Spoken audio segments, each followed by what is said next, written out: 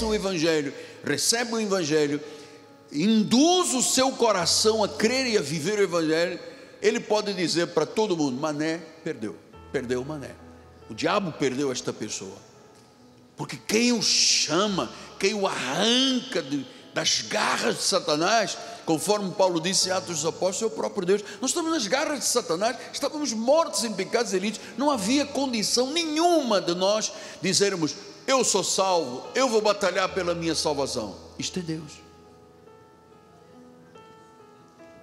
Então, Atos 26, 16 a 18 diz isso: levanta-te, firma-te sobre os teus pés, porque por isto te apareci, para te constituir ministro e testemunha, tanto das coisas em que me viste, como daquelas pelas quais te aparecerei ainda, livrando o povo dos gentios para os quais eu te envio.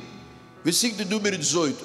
Olha a função de Paulo, que foi chamado e enviado. Ele teve 3 ministérios entre os judeus, por isso é que ele disse que ele batizou a casa de Crespo, de Gaio e tal, circuncidou o prepúcio de Timóteo, raspou a cabeça, pagou votos. Ele disse: eu fiz-me fraco com os fracos, eu fiz-me da lei não sendo da lei. Então Paulo tinha um desejo que aqueles patrícios anátemas saíssem da vida anátema maldita para o Evangelho. Ele serviu entre reis, ele pregou alguns reis, mas a base da vida, do chamado, da vocação celestial do apóstolo São Paulo foi os gentios, ou foram os gentios. Então houve um dia que ele disse: eu honro o meu chamado, eu vou para os gentios. Ali começa a nossa vida, ali começa o contexto das 14 epístolas de Paulo, o evangelho da incircuncisão para os gentios, assim como a Pedro foi revelado o evangelho da circuncisão para os judeus. Portanto, houve um dia que Paulo confrontou Pedro e disse: como é que você é um judeu e vive como gentio e obrigas os gentios, aqueles que não têm nada a ver com Moisés, a viverem como judeus?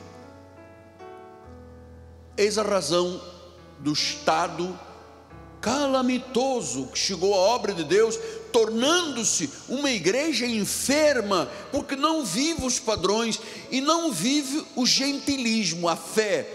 Eles vivem o gentilismo misturado com o judaísmo, são igrejas judaizantes. Bem, o líder tem coragem de dizer: se você não for batizado nas águas, você não é salvo. O sangue de Jesus não tem nenhum valor, cara. Você não tem acesso ao céu, à vida eterna quando morrer, e nem direito a viver nesta terra, se você não for ali na Barra da Tijuca, no mar da Praia do Grumari, na Lagoa das Gigogas, e ali não despejar. Oi, just a second. Você está dizendo o quê?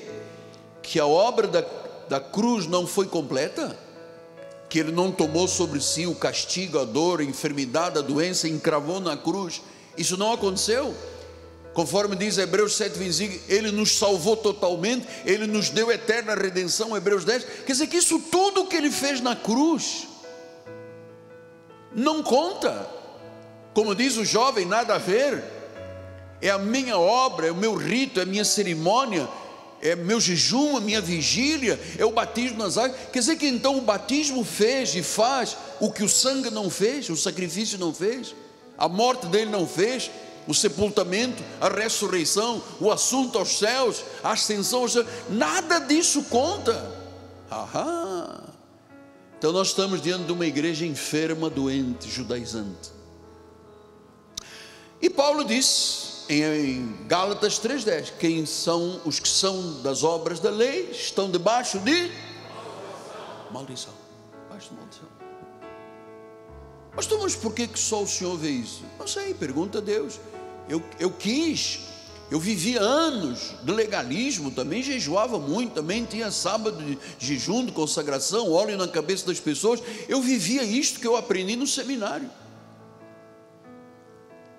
Até que um dia, numa angústia muito grande, eu dizia: mas Deus, isto aqui é cristianismo? Então tu tudo que o Senhor fez na cruz, o sacrifício, o chicote, a coroa de espinhos, o sangue derramado, os cravos na cruz, a morte maldita, isso não tem nenhum significado para a igreja de Jesus nos dias de hoje? Não tem nenhum significado.